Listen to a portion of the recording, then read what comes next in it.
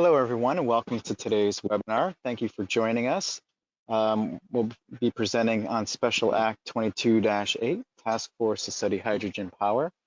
This is a webinar that will be recorded. We will also send out an email afterward with the link to the recording as well as the slides, so everyone will have those. We have saved plenty of time at the end for public comments and Q&A. So if you have questions as we go through today's presentation, please put them into the question box. We also do have the ability at the end to unmute people if they would like to put their public comments out. In that way, we can go there too. So without any further delay, I'm going to hand over this presentation to Green Bank President and CEO, Brian Garcia. All right. Thank you, Rudy. And good afternoon, everyone. Glad to be here with everybody. Rudy, why don't we get to the agenda slide? I'll just quickly do an overview of the agenda. Great, thank you. So I'll quickly provide an overview of the Connecticut Green Bank and dig a little bit into Special Act 22-8, just to give all of you a sense of the task at hand here. Then I'm going to turn it over to my colleague, Erin Childs, with Stratagen to talk about hydrogen, give us a 101 overview of it. She's going to work us through the task force process and public engagement process we've been involved in now for what, Erin, like the last 5-6 months, a pretty intense process. She'll work through the summary of the key findings that we're identifying through that process and next steps.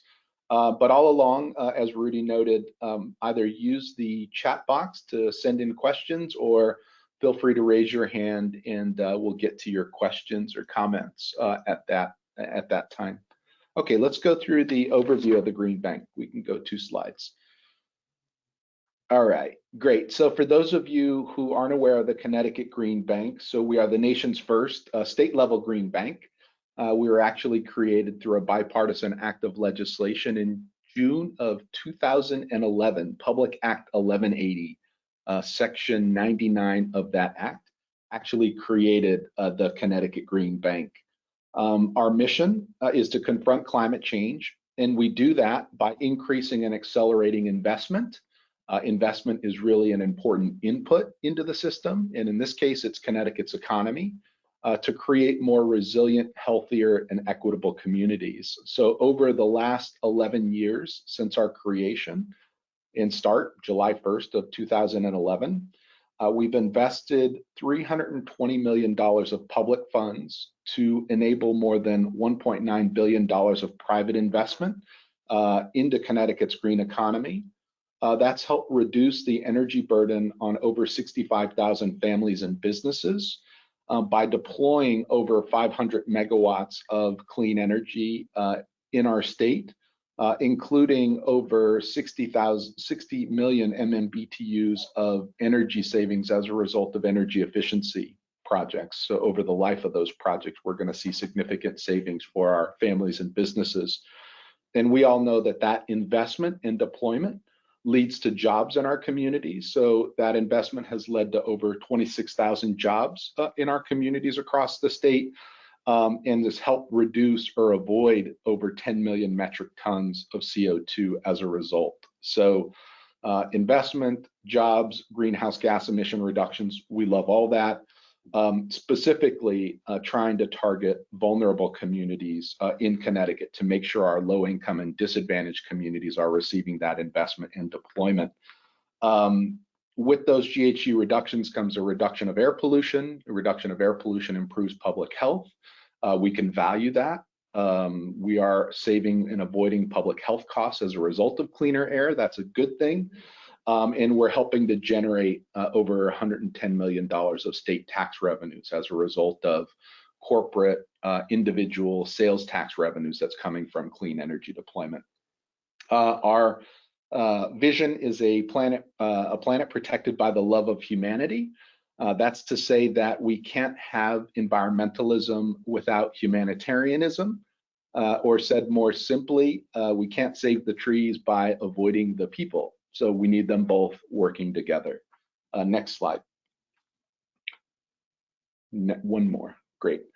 So why don't we jump into Special Act 22-8?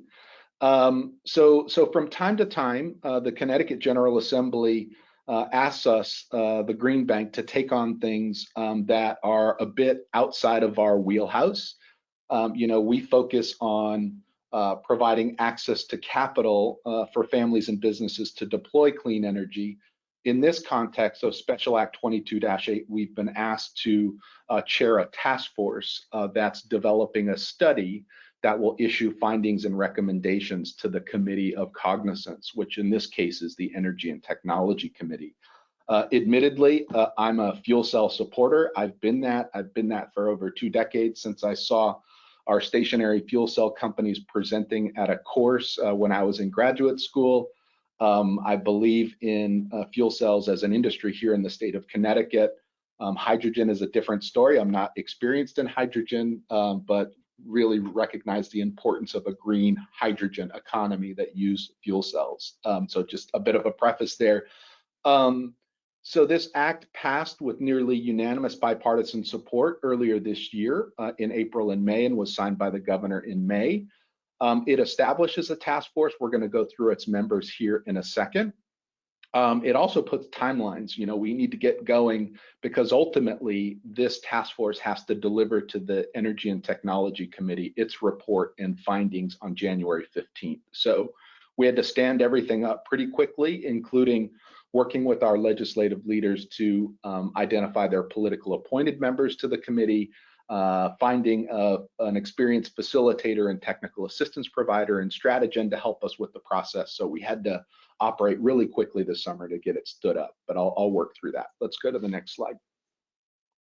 So here specifically are the 7 areas that the Special Act wants us to look into in terms of findings and recommendations. So the first area is a review of the regulations and legislation needed to guide the development and achievement of economies of scale for the hydrogen ecosystem in the state. So our teams, our various working groups and task force members, as well as some legal consultation that we had from Dave Pitney, have done a good job assessing the landscape for regulations and legislation, not only in Connecticut and around the region, but also across the country. So we look forward to providing those findings to the E&T committee. The second is recommendations for workforce initiatives to prepare the state's workforce for hydrogen-fueled energy-related jobs. We were able to pull together several stakeholders to help us think about workforce initiatives. We'll talk about that later on this afternoon. An examination of how to position the state to take advantage of competitive incentives and programs created by the IIJA. So all of us are very familiar with all the federal resources coming down through the Infrastructure Investment and Jobs Act, otherwise known as the Bipartisan Infrastructure Law. There's a component of that act that includes an $8 billion regional clean hydrogen hubs competition. Happy to say and happy to see Governor Lamont in Connecticut being in the throes in partnership with other states here in the region through the leadership of New York and NYSERDA, coordinating a regional clean hydrogen hub that DEEP is coordinating on behalf of the state of Connecticut. So that's great to see. I would say I serve on the Secretary of Energy's advisory board, and this is one of the areas that Secretary Granholm is really interested in. She was a former governor of the state of Michigan. She takes great pride in the auto industry and fuel cell vehicles. From time to time, I communicate to her that, okay, Michigan may have the mobile fuel cell industry, but Connecticut has the stationary fuel cell industry. So, we punch above our weight here in the Constitution state.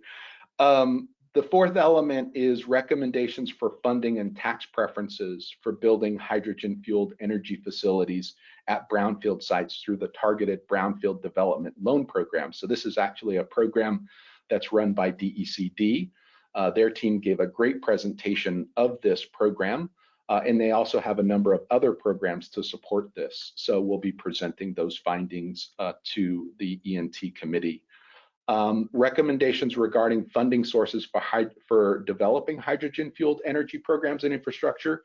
So beyond the IIJA, there's lots of other funding that has come in through the Inflation Reduction Act that we're also looking towards. We'll be presenting a little bit of that today, or speaking to a little bit of that today as we work through the presentation. An examination of the sources of potential clean hydrogen. So the E&T committee said, let's take a look at hydrogen coming from wind, solar, biogas, and nuclear. So we did do a supply side technical analysis of how much hydrogen we believe can be produced from these various sources, and then ultimately a recommendation for the potential end uses of that hydrogen fueled energy. So if you're producing it up here, what are the end uses that are going to be using and consuming that hydrogen? One of the things that we decided to expand further on, because as you can see up top, the study shall include those 7 items, but not be limited to. So one of the things that we thought was missing was, okay, if we generate it here at a source, how do we get it to the end use consumer? What's all that stuff that happens in the middle on the infrastructure side? So we to some extent looked at storage and transportation in the context of hydrogen infrastructure as well. The other thing that we felt was really important in cross-cutting was to make sure that environmental justice and just transition were cross-cutting across all of these different areas, and we'll talk about that. Let's go to the next slide. So this is our group of task force members, a really great group of ex officio, that is members who serve in their capacity given their role within that organization, as well as appointed members. So we have 5 ex officio members. We have DEEP, PURA, UConn, the Connecticut Center for Advanced Technologies, and the Green Bank. And we have 16, actually 14 appointed members that come from a variety of different sectors. So you have the electric and gas utilities, you have environmental groups supporting renewable energy, you have the hydrogen and fuel cell industry association, and fuel cell companies. So a lot of really leading people in this field are involved on this task force. Let's go to the next slide. One of the things that we wanted to do at the outset was to not just have a conversation amongst the experienced industry stakeholders, but to also help educate people along the way. This was a public process. Every meeting was recorded. It's posted online. We wanted to bring information to those who are interested in hydrogen and fuel cells to get them up a learning curve. So in task force meetings, working group meetings, we had some scientists come in and talk about hydrogen. We had people involved at the community level talk about hydrogen. So we were trying to go from a 101 to a 301 level in terms of education. We wanted to engage other members in this process through public comments, but more importantly, important topics like environmental justice, just transition, and we enabled the working group. So we created a series of working groups to support the task force, which Aaron's going to work through, that really dug in to all the details and are bringing forth findings and recommendations to the task force. Environmental justice, as I noted, was cross-cutting. We had several chats on that that I'll get to here in a second. Let's go to the next slide. So here it is. So yeah, we wanted to bring science into the conversation so we could learn more about hydrogen. So we had Sandy National Labs and Kristen Hertz who presented to the task force. We also had the Lawrence Berkeley National Labs, Ahmet Kusoglu, also present to the task force. Lots of things going on hydrogen and fuel cells. When you listen into these presentations, it's kind of like being back in a classroom. It's really technical, really detailed, and great to see what our national labs are doing in this area. We also wanted to have some fireside chats with people who are grappling with the clean energy economy here in the state of Connecticut. So we had Adrian Farrar-Uwell from the Greater Bridgeport Community Enterprises in a fireside chat on environmental justice. Adrian is leading an effort of Communities Leap, the Local Energy Action Plan pilot program of DOE. Connecticut was one of 24 communities across the country selected for this really prestigious program. This is the Department of Energy's Environmental Justice Pilot Program. So we had a conversation with Adrian about how communities think about others coming in to want to deploy clean energy and how the community themselves can reach agreements with those developers to draw more benefits into the communities, which then led us to a conversation with the Connecticut Roundtable on Climate and Jobs. And we had Aziz from the roundtable there, who really dug into the importance of a just transition, and specifically Public Act 21-43, which has to deal with Connecticut's just transition law, community benefit agreements, community environmental benefit agreements. So we dug into those a little bit. So if you're interested in those topics, I would have a really big suggestion that you take a look at those conversations, because both Adrian and Aziz did a great job helping us all understand the importance of environmental justice and just transition. And our federal lab partners definitely help us understand the 101 to 301s of hydrogen and fuel cells. Let's go to the next slide. We also wanted to, in this day and age of COVID, where far too often we're in an office like this instead of being in person with folks, we also wanted to get around and showcase what's happening in Connecticut and introduce people to the exciting things going on in the state. So UConn President Radenka Merrick hosted the first meeting at the Center for Clean Energy Engineering and the Innovation Center there at UConn. That was our first meeting back in August. The second meeting we had at Proton in Wallingford, in the center of the state. Proton's a really interesting company. They're now run by Nel Hydrogen, because one of our stakeholders with the utilities are owned by Iberdrola, right, the Spanish company, and one of our utilities, Avangrid, is owned by Iberdrola. Well, Nel Hydrogen and Iberdrola have a hydrogen fueling station in Spain where they're using it for fuel cell buses. So really cool to see a local manufacturing company in Connecticut that is doing stuff globally. So we had our second meeting at Proton. Then our third meeting was at Fuel Cell Energy. We got to see all the manufacturing capability of what's going on. I think that facility is manufacturing 50 megawatts a year of fuel cells.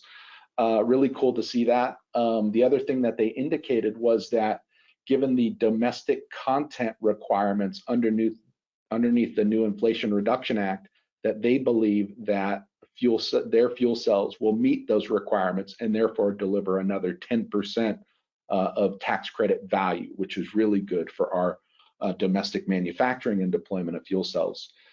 We then moved on to looking at nuclear energy. So we had a great tour of the Dominion plant, energy plant, and got a real close-up view of the importance of that technology in producing zero emission power, high reliable baseload power.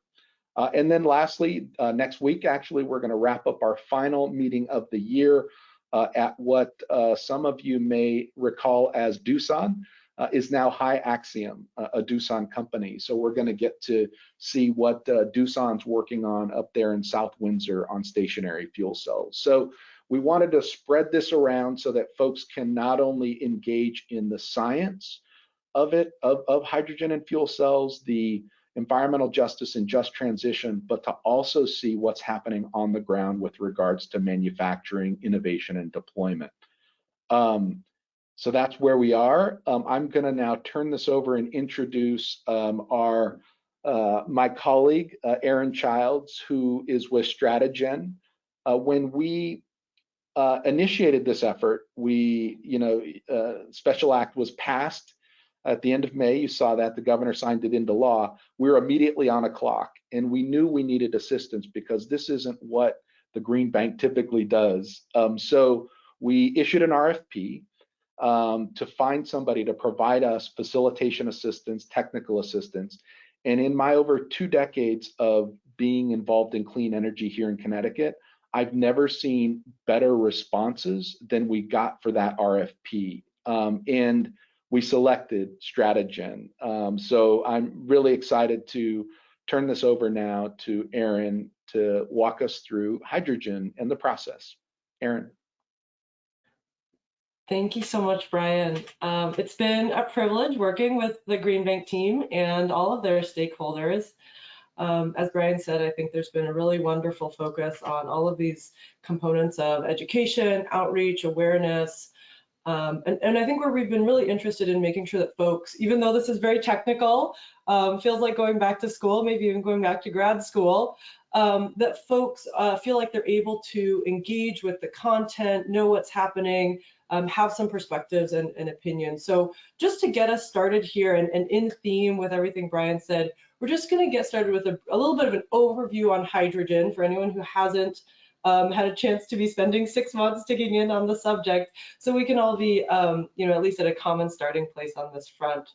So just on the next slide, we have a little bit of background on why is everyone talking about hydrogen? What's the big fuss? Why is the federal government funding this? Why are people so interested? And at its core, the reason is because hydrogen has the potential to decarbonize a whole variety of sectors, and especially sectors that have been really challenging to address previously, really challenging to address with our existing toolkit of renewables, of nuclear, of electrification. And so especially as we think about places like heavy duty transportation, shipping, aviation, that mobility sector, that's a big piece. Also a ton of opportunity in industrial applications, so ammonia, fertilizer, metals production, industrial processes. So there's some real opportunity here to take action on climate change that is being catalyzed by hydrogen, really getting pulled into that decarbonization and clean energy toolkit. On the next slide, the other thing that is really important, and I think that for folks to be aware of is, hydrogen's been around for a while. I think Brian mentioned that he's been interested in this since his school days, and there's a number of folks who've been in the hydrogen industry for long enough to say, hey, I've seen this come around before. But I think we really are seeing a real change in sort of the level of interest, energy, funding, technology maturity that positions the clean hydrogen industry specifically to really be at a place where it's able to be sort of responsive to the moment and able to step into the real imperative to be addressing some of these climate challenges and greenhouse gas reduction needs. So this is just sort of a snippet of some of the things that you can read in the news about, the way and the pace of hydrogen. But these two components are really a big piece of, I think, what's getting folks so interested in hydrogen. Next slide. But one challenge, of course, is that right now, today, the majority of hydrogen is produced through fossil fuel feedstocks. So gray and brown hydrogen refers to hydrogen that is produced from natural gas and coal, respectively. And when we think about the carbon emissions that are associated with the production of hydrogen, it is very significant. If it were a country, it would be the 6th largest emitter in the world, right? So we know that there is opportunity here, but it's an opportunity that we can only realize if we are looking at hydrogen as a clean resource and if we're thinking about this decarbonization imperative. Next slide, just to give folks kind of a sense of the scale and where we are.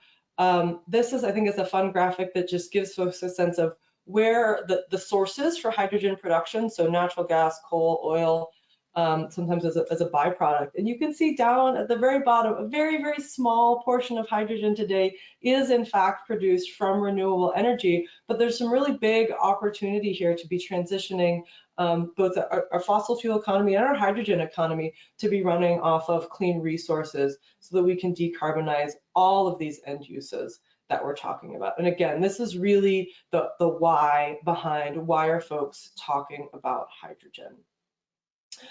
Next slide. One last piece of information I just want to kind of put on folks' radar. Brian talked about this briefly, which is that, hey, okay, we want to take hydrogen and get it to some of these end use applications that we're really excited to decarbonize. And hey, on the other hand, we're really excited to produce hydrogen from clean energy, from renewable resources. Those aren't always in the same place. How do we get them there? So when we think about the hydrogen supply chain, the full hydrogen supply chain, it does start with that piece of production. How are we producing hydrogen in a clean, sustainable way? It also incorporates the transportation and potentially storage of hydrogen. So how do we get hydrogen to where it needs to be, and how do we make sure that we have it at the time when we need it? Because we know that renewable energy sometimes is not perfectly matched up with the times of day that we want to be using those resources. So transportation and storage are definitely big components of the overall ecosystem and infrastructure. And then last but most definitely not least is offtake. So how is this hydrogen being used? How are we enabling people to use this hydrogen in place of other energy sources?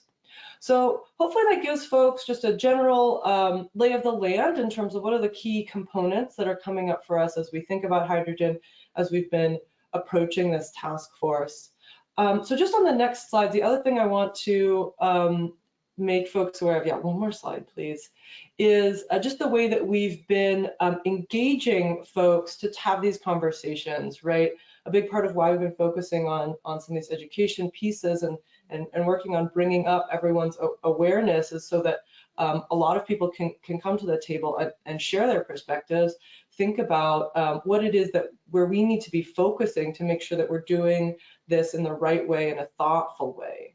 So we've been hearing a whole bunch from industry participants. So as Brian said, I think Connecticut really is hitting above its weight class in terms of the hydrogen and specifically the fuel cell industry in the state, and that's been really exciting to see engagement from these industry participants who will likely be a huge part of investing in infrastructure, creating jobs, really facilitating this new ecosystem and economy. But interested to hear from them about where they're working, what's happening now, how we think about some of the existing momentum that we saw on that previous slide, and how our work in hydrogen is able to tap into that.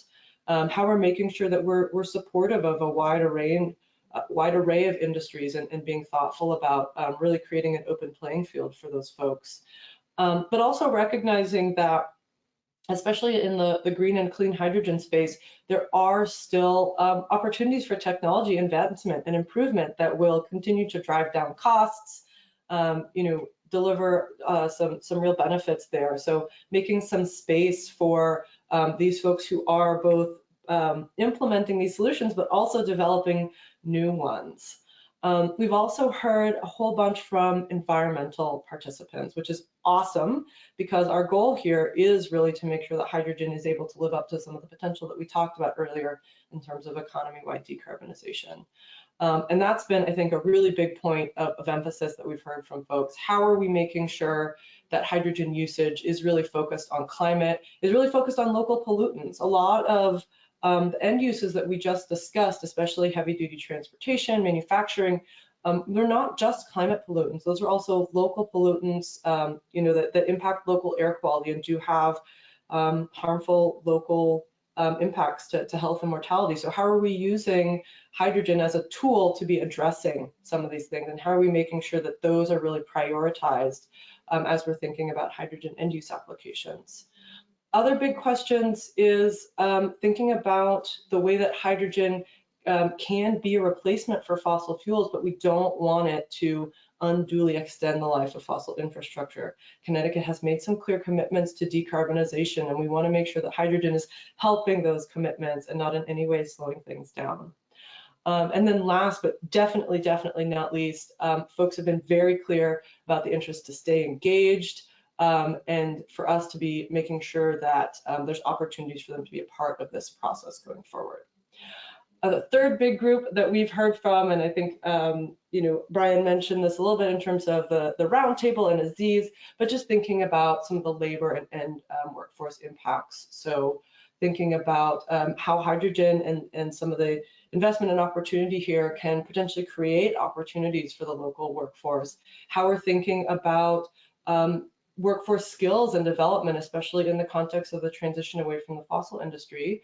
And then last but definitely not least, that just transition piece. How are we facilitating that? What steps need to be taken?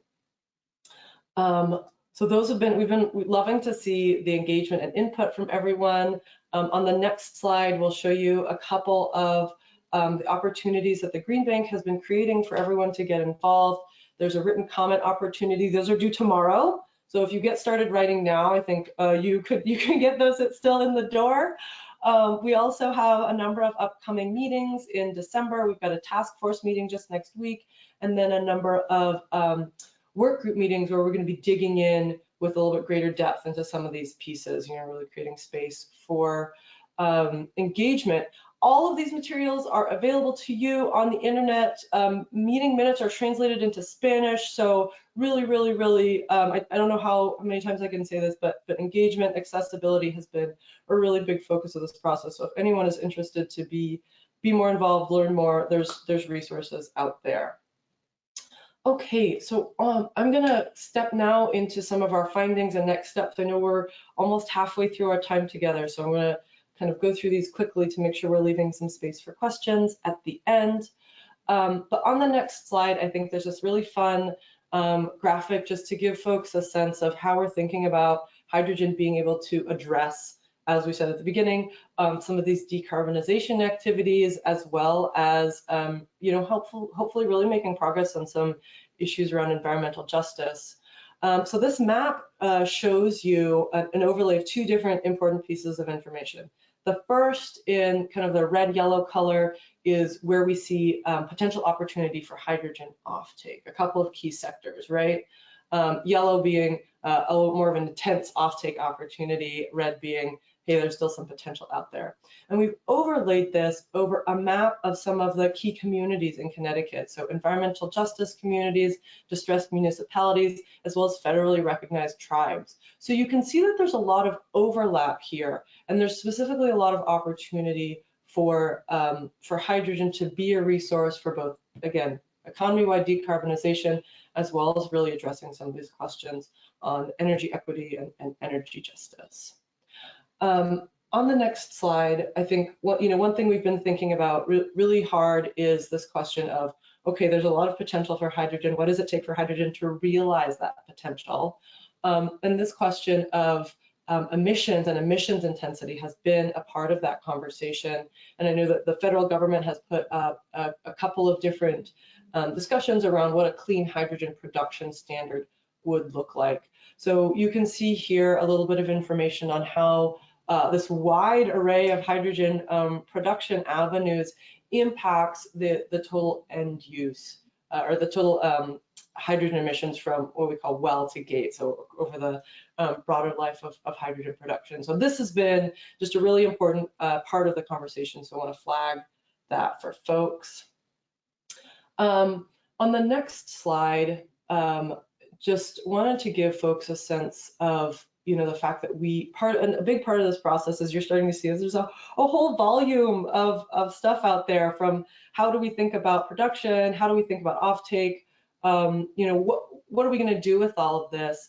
And something that's come up that's been really important is how are we creating prioritization in a way that enables the state to really focus and be engaged in the areas that will have the greatest benefit, the greatest impact. So we know the state and its agencies are hard at work engaging in a regional hydrogen hub process, and that's a really big effort, right? We're bringing a whole ton of folks together.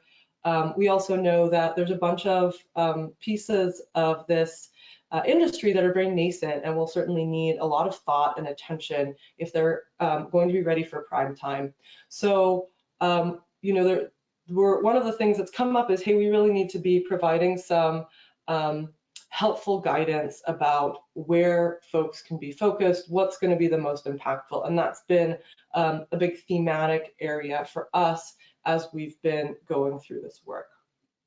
And on the next slide, you'll see how that's showed up, especially in the way that we're thinking about priority offtake opportunities. So again, if we're thinking about decarbonization, the only way we get there, and the main way that we get there, is thinking about how hydrogen helps to displace fossil fuels, helps to enable use of clean energy sources across our economy. So when we were thinking about the highest priority places to be focusing on hydrogen, we were thinking about two big pieces. One, economics, right? Where do we see that hydrogen is going to be really cost effective, potentially in the relatively near term? And that's really important for us to think about, because it means that there's potentially a much smaller lift that needs to come from policy, from federal funding, to really catalyze the economy. The other big piece that we've been thinking about is the benefits, right? We're here because we're talking about hydrogen because it can do great things for us. And so making sure that we're thinking about societal benefits in terms of greenhouse gas reductions, workforce development, energy justice, and energy equity, and using that as sort of a lens for how we think about priority applications. So we've taken some of these hydrogen end uses and put them into three big categories. So the first category is like, hey, we think there's a lot that could be done here. There's some really material benefits that could be realized. There's potentially stuff that's going to be happening near term on its own due to economics, and this is a great place for the state to focus. The second category is places where we think, hey, you know, there is opportunity here. It's maybe not as big as some of the other opportunity just because of the size of the industry or the amount of hydrogen that we'd be able to use. We think there's a pretty strong economic case, and there's a really good likelihood that we can take some steps to make this cost effective. And so, you know, this is sort of the next bucket that we want folks to go in and think about. And then the last bucket is places where, you know, hey, there still is some real opportunity here. This industry is maturing, and there's a lot of technology advancement that's happening. So we definitely don't want to write off these opportunities, but just given you know, the time and resource considerations and making sure that we're focused on places that are going to deliver highest value, let's leave these as places that we want to come back to and maybe think about in the longer term. So those have been some really interesting conversations that we've been having with folks, making sure that this reflects, I think, the full set of views that are coming from stakeholders across the ecosystem. Okay, so on the next slide, we have also a little bit of information about how we're going to be producing that hydrogen. Again, you want to decarbonize, got to think about how you make this hydrogen clean. So we've been looking really specifically at solar, as well as onshore and offshore wind as potential resources to help produce that hydrogen.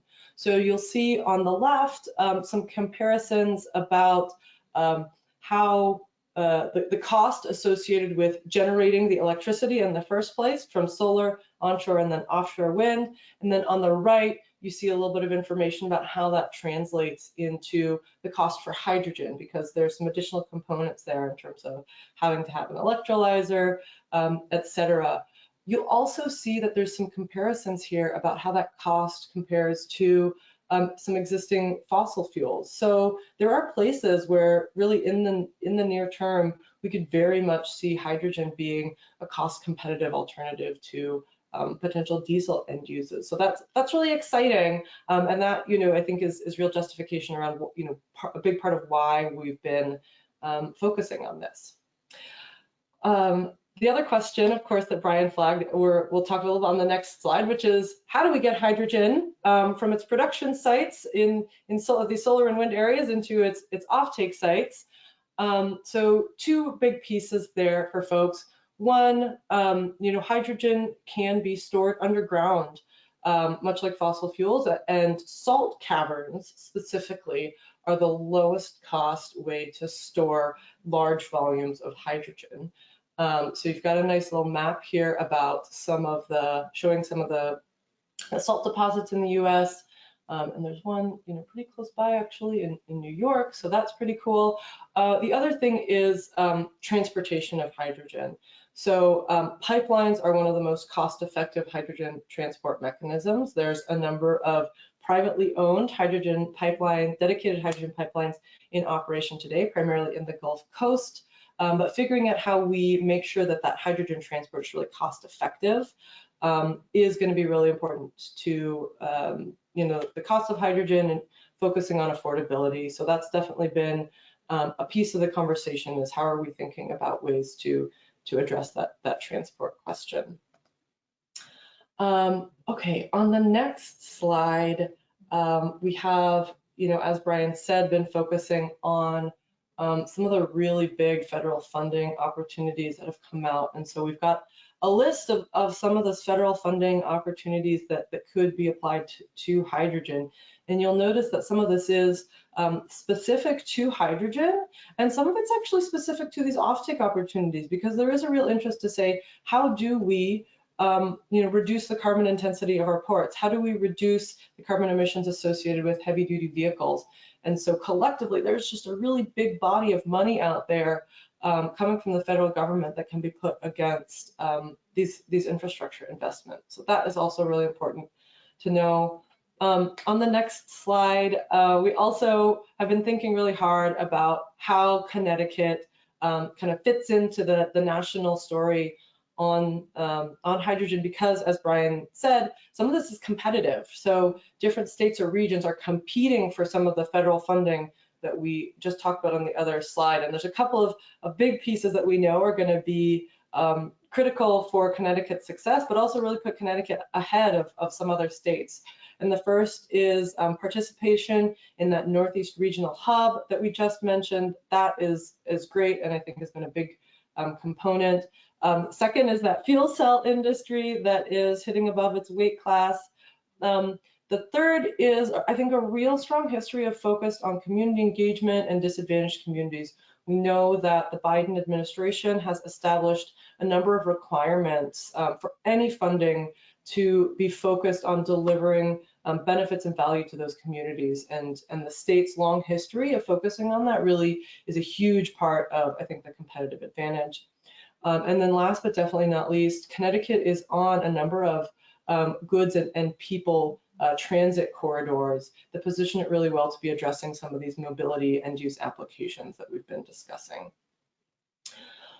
Okay, so I know that's been a little bit of a fly through here, but I did want to make sure we were leaving some space for questions. So Brian, maybe we turn things back over to you and Rudy to see if anyone has got some questions for us.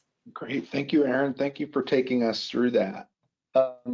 Rudy, why don't we turn it to you? If folks out there have questions and they want to state them verbally, just raise your hand, or you can submit them in the chat. And I think I see a question, but I'll have Rudy, if you can read it, that would be great. Sure, Brian. There is a question about, is it possible to extend the comment deadline to Monday next week? Some folks are involved in submitting comments in NYSERDA, which is also due. Oh, you mean the deadline that Erin was talking about tomorrow, like get writing now? No, yeah, we have some. So just kind of stepping back, this has been a really aggressive process. The goal is to submit something by January 15th. So that gives you a sense. Yeah, we'd welcome that comment. You could imagine, or comments, just send them on in. We're going to be spending a lot of time on this over the holidays. The goal is to have things drafted, first week. We've got a meeting, a final meeting at the 10th of January, right, with the task force to kind of work through any final details, but just to kind of go back to that timeline. But yeah, feel free to send those comments along. The site and everything is there for you. But yeah.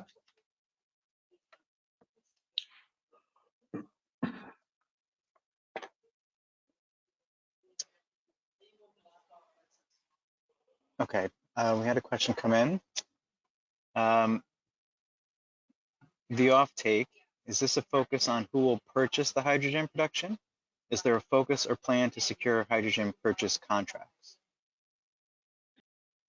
Such good questions. Brian, I'll take this one if that's okay. So we have definitely been talking to specific folks in industry who might be interested in off-taking hydrogen. And that's been, I think, important to help our process. What we've been focused on specifically when we think about offtake, as I mentioned before, is like the fundamental underlying economics and the fundamental underlying benefit potential. And so that has been a real orienting factor for our research. I know part of the pieces that come next is hydrogen purchase agreements, making those actual deals that allow folks to get bankable projects and start building. Just to Brian's point, given the intensity and the speed of this process, that hasn't yet been a specific focus within the task force, but we do, we are aware of some of those next pieces in the ecosystem building process. Thanks, Aaron. Okay, next question. Are there concerns in using current LP piping in the US for hydrogen? And would new or H2 designated piping be needed?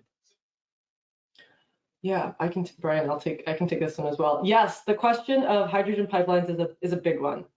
And just to be clear, that very much is not settled. Pipelines are one mechanism to transport hydrogen, especially when we're talking about electrolytic hydrogen. It's also possible to transport the energy by electricity to an electrolyzer, which can then be sited closer to the point of offtake.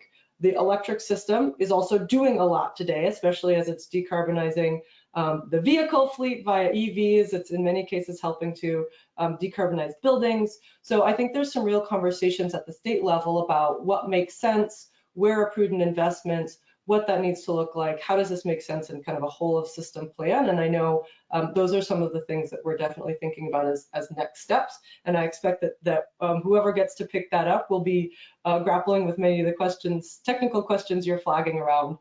What is that, what do those specific pipelines look like, and how do we think about that process?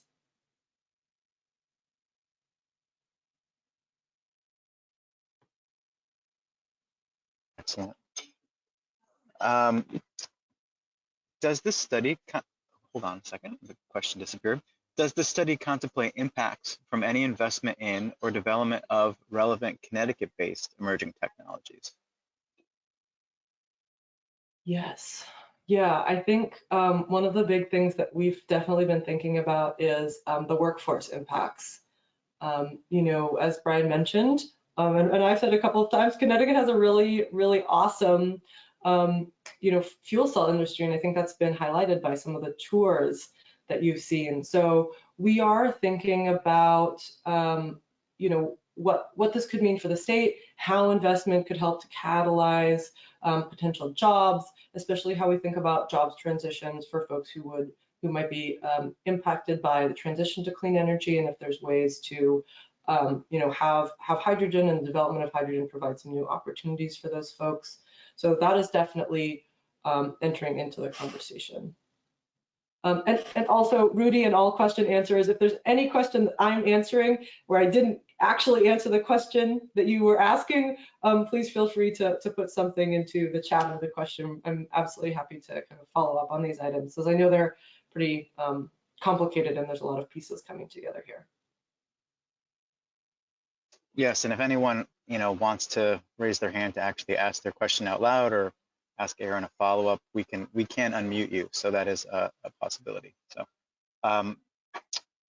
another question here, can you clarify that the last H2 uses bucket compiles other potentially valuable applications?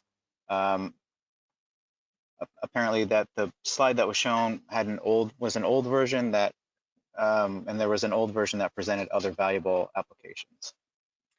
Yeah, and I think something that, just to that point, I think there's been a lot of questions around the framing of that bucket, which is how do we think about some of these opportunities where I think there's still a lot of questions that folks want to work through and would want to see more before we really invest a lot of time and energy into those applications. So we've been calling them other valuable applications or potentially valuable applications, but yes, there is an intent, I think that's from Lydia, to make sure that we're getting that corrected and aligned with everything that's been coming in through the great feedback through the work group and task force process.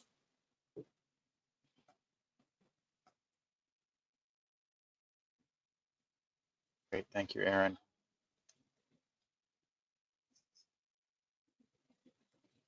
So if folks have other questions or comments, please put them in the chat or raise your hand. We'll call on you.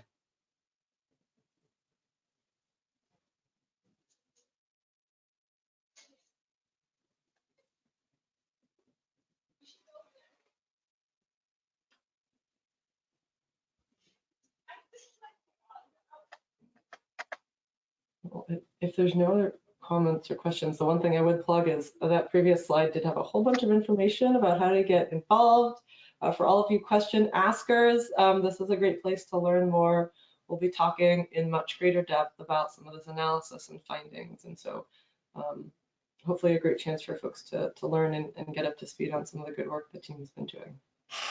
Yeah, if there are any thoughts that have come up from today, feel free. Next Tuesday, we've got public comments there, but listen in. Everything's kind of coming to an end here as we try to organize the findings and recommendations so we can start to assemble all of this into the study that we can deliver to the Energy and Technology Committee. But just as we wrap up here, just a big shout out again to Stratogen. Thank you for helping coordinate and facilitate us. This has been quite a quick, intensive process. A big shout out to the task force members, their designees, the working group members, a lot of people putting extra time in from their busy schedules to help Connecticut think about this opportunity. There are opportunities. We need to think through a lot of different things too to realize them. But we've got a great group of task force members, all in really important positions to be able to help us think more about this and to help, Connecticut deliver on the promise of hydrogen and fuel cells. So thank you all for being with us here this afternoon. Looking forward to seeing you next Tuesday.